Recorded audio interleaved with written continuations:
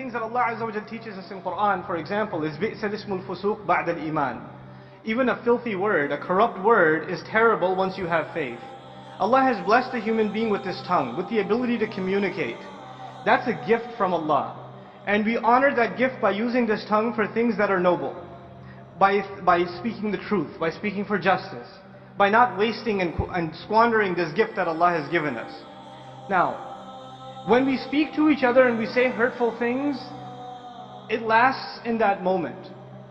But when you put an absurd and obnoxious and arrogant comment online and you become one of those trolls that say ridiculous things under videos or under blog posts, etc., etc., every time someone hears your inappropriate comments, it's going to be a debit for you. Because every time evil has increased, something bad has increased in the world, someone else has been exposed to evil because of your words, you're responsible.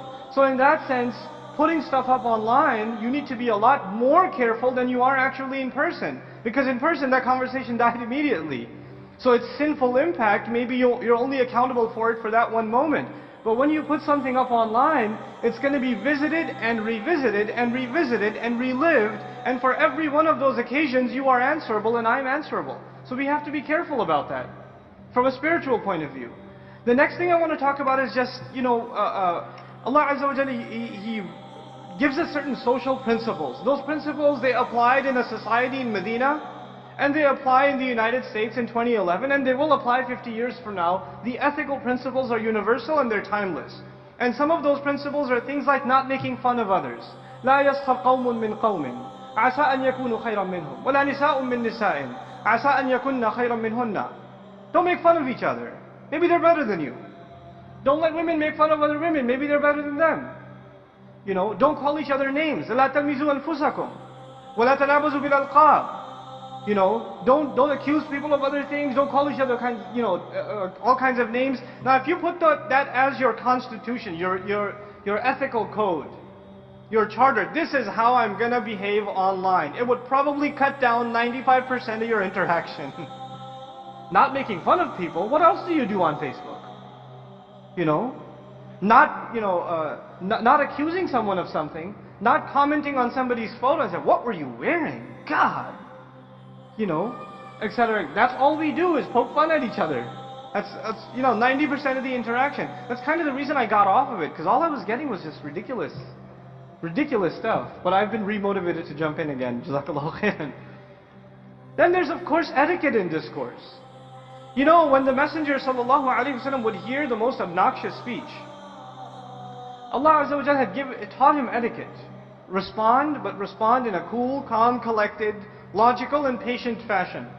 What do? Some video gets posted, somebody who's paid or whatever says, "You Muslims are all terrorists," and some other troll gets on, "Oh yeah, we are terrorists, we're going to kill you." And the guy says, "Of course, that's what I mean, you're terrorist."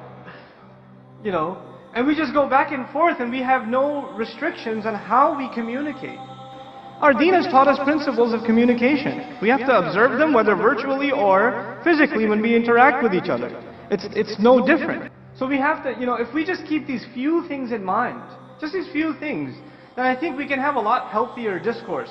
Actually, one of the interesting things, some of the Muslim blogs that are out there, there are very few of them, but the few that are out there, most people, they don't even go to read the article. You know what they go for? "Oh my God, that's the subject? I want to read the comments." And there'll be like 30 pages of comments and back and forth and insults, and you go, "Oh snap, what's he going to say now?" And you go back and forth like that. So this sort of thing, I think we need to mature out of. We need to move past. And we need to utilize this tool for the powerful thing that it is. Arab Spring, people, it's incredible. It's incredible that can happen. And what the potentials are for what we can do, the kinds of campaigns we can launch, Muslims can launch, for very particular kinds of conversations online, the potential is just enormous. It really is. But it requires all of us to really get our act together. I really commend the successful bloggers out there. I commend the successful YouTubers out there. People like Baba Ali. I respect that a lot. Because we do need that kind of creativity.